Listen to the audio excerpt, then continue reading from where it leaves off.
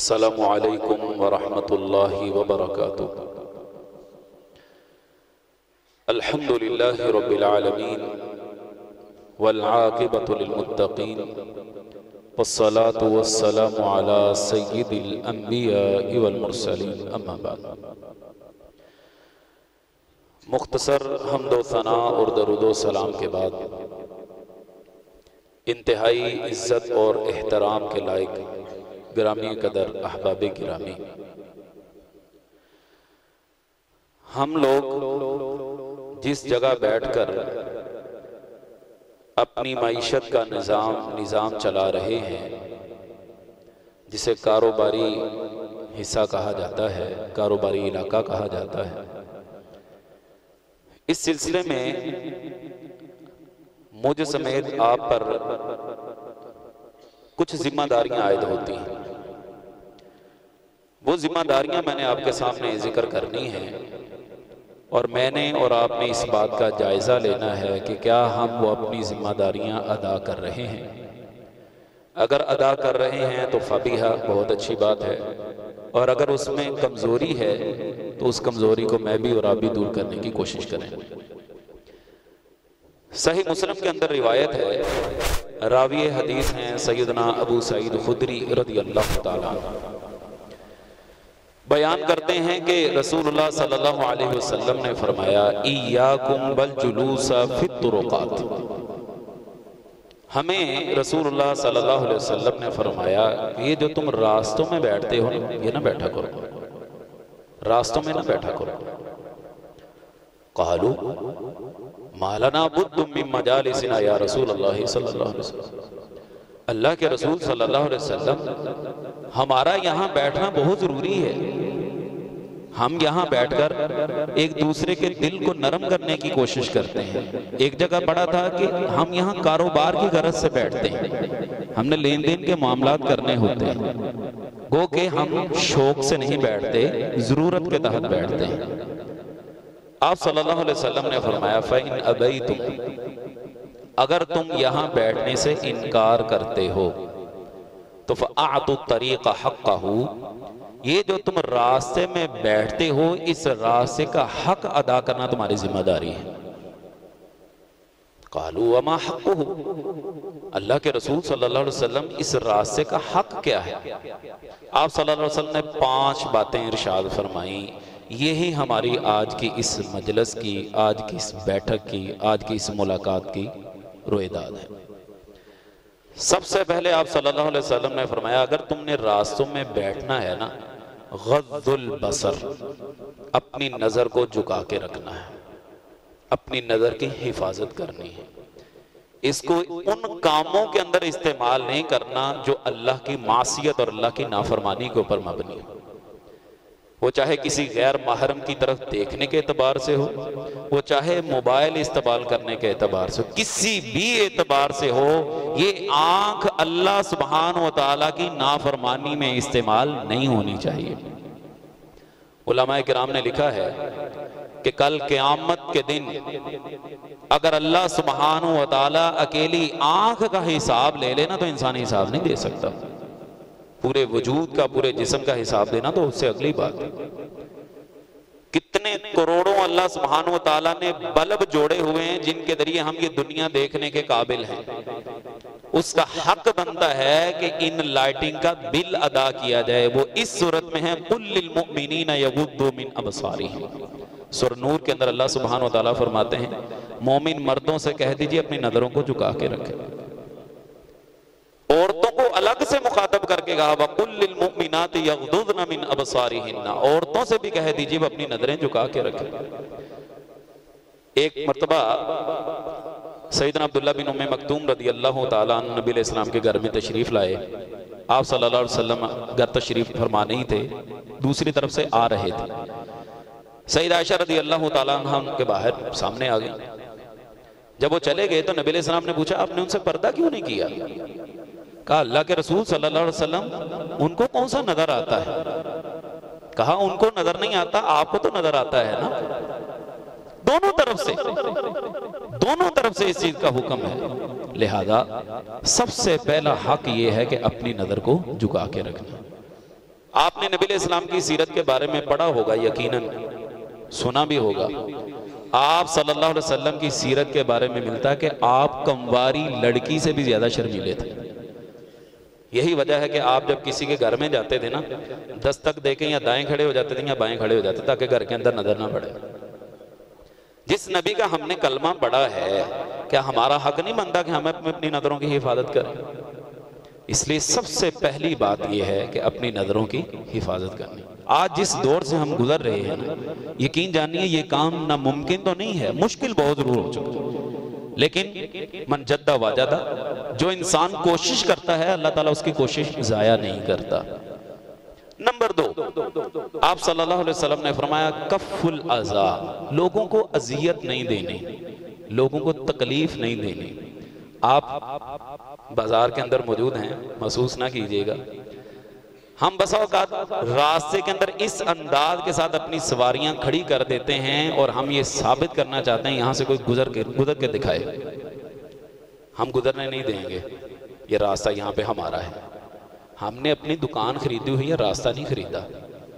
रास्ता हर एक के लिए, या किसी और अंदाज के साथ भी किसी को अजियत नहीं पहुंचानी चाहिए, तकलीफ नहीं देनी। अल मुस्लिमु मन सलिम अल मुस्लिमून मिन लिसानिही व यदिही, मुसलमान तो वो है जिसके हाथ और ज़बान से दूसरे मुसलमान महफूज रहें। तो बाजार में तो बिलऔला इस चीज़ की तरजीह करनी चाहिए, ख्याल करना चाहिए कि मेरी वजह से किसी को अजियत ना पहुंचे, मेरी वजह से किसी को तकलीफ ना पहुंचे। और इस तकलीफ में एक दूसरे का गाह खराब करना भी है, ये भी अजियत में चीज़ शामिल होती है। मैं एक वाक़या पढ़ रहा था शाम के इलाके का, शायद मैंने पहले भी आपको सुनाया हो।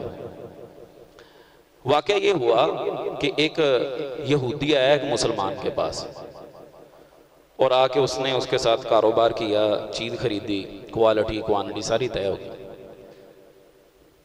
वो मुसलमान कहने लगा अगर इसी मयार की, इसी क्वालिटी की, इसी मिकदार में ये चीज़ तुम्हें उस रेट में फलां अपने मुसलमान भाई से ले दूं तो ले लोगे?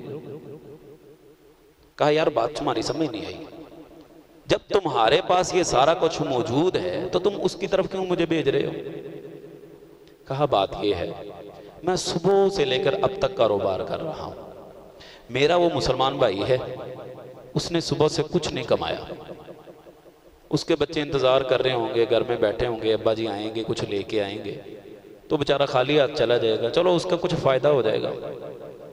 तुम्हारा कुछ लगता है रिश्तेदार है? कहा कोई रिश्तेदारी नहीं है, कोई जानने वाला भी नहीं है, तो तुम उसकी इतनी हमदर्दी क्यों कर रहे हो? क्योंकि अल्लाह के रसूल सल्लल्लाहु अलैहि वसल्लम ने फरमाया है एक दूसरे का एहसास किया करो, एक दूसरे की खैर खाही किया करो। इसलिए सोच रहा हूँ कि मैंने तो सुबह का काफ़ी कमा लिया है, चलो अब वो भी कुछ कमा ले।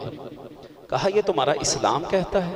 कहा हाँ। क्या तुम्हारे नबी ये कहते हैं? कहा हाँ। कहा इतना खूबसूरत दीन है तो मुझे भी कलमा पढ़ा के मुसलमान कर लो। मैं और आप भी कारोबार करने के लिए बैठे हुए हैं और करते भी हैं। क्या कभी हमारे इस अमल के जरिए कोई बंदा हमसे मुतासर होकर उसने कहा कि यार जो तुम अमल करते हो मुझे भी इसमें शामिल कर लो, या जिस राह पे तुम चल रहे हो मेरा बाजू पकड़ो और मुझे भी इस राह पे ले चलो? मादरत के साथ हम क्या कहते हैं कि जो चीज़ मेरे पास है वो तुम्हें पूरे बाजार से कहीं नहीं मिलेगी। ऐसा ही है ना? तो बात अर्ज कर रहा था एक दूसरे को अजियत नहीं देनी। नंबर 3, आप सल्लल्लाहु अलैहि वसल्लम ने फरमाया रद्दुस सलाम, सलाम का जवाब देना है। सलाम का जवाब देना है, इशारा नहीं करना। हमारे यहाँ दूर से बसा का वो क्या हाल है, ठीक है, इशारा भी करना है तो सलाम के जरिए अस्सलामु अलैकुम रहमतुल्लाह, ये सलाम का जवाब है। जब तुम्हें कोई सलाम कहेगा सलाम का जवाब देना फर्ज है। वइदा हुय्यितुम बितहिय्यतिन फहय्यु बिअहसन मिनहा और रुद्दूहा, सूरतुन निसा के अंदर अल्लाह सुब्हानहु व तआला फरमाते हैं जब तुम्हें सलाम कहा जाता है ना तो जितना सलाम कहा गया है उससे बेहतर जवाब देने की कोशिश करो। अगर बेहतर नहीं दे सकते तो कम से कम उतना ही जवाब दे दो। अगर आपसे कोई कहता है अस्सलामु अलैकुम तो आप कहें अस्सलामु अलैकुम व रहमतुल्लाहि व बरकातुहू। अगर उसने पूरा कहा है तो उसका पूरा जवाब दे दें। लेकिन यहाँ पर एक और चीज़ भी अर्ज कर दूँ, हम बसा औक़ात मजाक मजाक में कर जाते हैं अस्सलामु अलैकुम वरहमतुल्लाहि वबरकातुहू व जन्नतुहू हलालुन व जहन्नमुहू हरामुन। ये पता नहीं अल्फाज हमने कहाँ से निकाली। रसूलुल्लाह सल्लल्लाहु अलैहि वसल्लम से हमें सिर्फ इतनी तालीम मिली है कि तुमने सलाम का जवाब इस अंदाज के साथ देना है, और सलाम का जवाब देते वक्त भी अल्फाज पूरे अदा करने हैं। अस्सलामु अलैकुम यानी अस्सलामु अलैकुम, अस्सलामु अलैकुम, अस्सलामु अलैकुम, अस्सलामु अलैकुम, ये अल्फाज सही नहीं है। नबी करीम सल्लल्लाहु अलैहि वसल्लम के पास एक यहूद का गिरोह आया और आके कहने लगा अस्सलामु अलैकुम। सय्यदा आयशा रज़ी अल्लाह तआला अन्हा को बड़ा गुस्सा आया, कहने लगी तुम पर अल्लाह की फटकार हो, ये तुम कैसे अल्फाज कह रहे हो। नबी अलैहिस्सलाम फरमाया महलन या आयशा, आयशा जरा नरमी के साथ काम लो। कहा अल्लाह के रसूल आपने सुना नहीं है वो आपको क्या कह रहे थे, अस्सलामु अलैकुम। हमारे पंजाबी में कहता है तेनू मौत पवे, ये बात उसने कही है कि तुम पर मौत हो। आपने फरमाया तुमने मेरे अल्फाज नहीं सुने, मैंने कहा वाह अलैकुम तुम पर ही हो। तो अस्सलामु अलैकुम के अल्फाज दुआया कलिमात नहीं है, ये बद्दुआ के कलिमात हैं। इसलिए सलाम लेते वक्त कोई जुबान का जोर नहीं लगना। अस्सलामु अलैकुम व रहमतुल्लाह। न जाने हम किन राहों पे निकल चुके हैं। हम तो अपने बच्चों के नाम रखते हुए कहते हैं नाम बहुत बड़ा बड़ा है। बस यार ये तुमने कैसा नाम रखे, इतना बड़ा नाम ये कैसे लेंगे हम। वो भाई कौन सा बड़ा नाम हो गया है। और सलाम ओ इतनी लंबी सलाम नहीं कही जाती जी, वो बस इतने ठीक है अस्सलाम वालेकुम। नहीं नहीं ऐसा नहीं है, ये जुबान को कुछ होने नहीं लगा, ये अजर ही अजर है, नेकी हैं जिस कदर सलाम ज्यादा कहेंगे। चौथी चीज आप सल्लल्लाहु अलैहि वसल्लम ने रास्ते में बैठने वालों के लिए फरमाई अल अम्रु बिल मारूफ, तुमने नेकी का हुक्म देना है। एक बंदा नमाज नहीं पढ़ रहा, 2-3 मरतबा कहकर चुप नहीं होना, उसको बार बार कहते रहना है। मैं मौलाना एक नाम मुझे भूल गया के बारे में मिलता है कि उनकी शादी हुई, उनकी बेगम नमाज नहीं पढ़ती थी, ख़ास तौर पर फजर की नमाज में बहुत सुस्ती करती थी। वो रोज़ाना जाते वक्त अपनी बेगम का पाँव हिलाते और कहते बेगम नमाज का वक़्त हो गया, नमाज पढ़ लो। कितना टाइम गुजर गया होगा जी।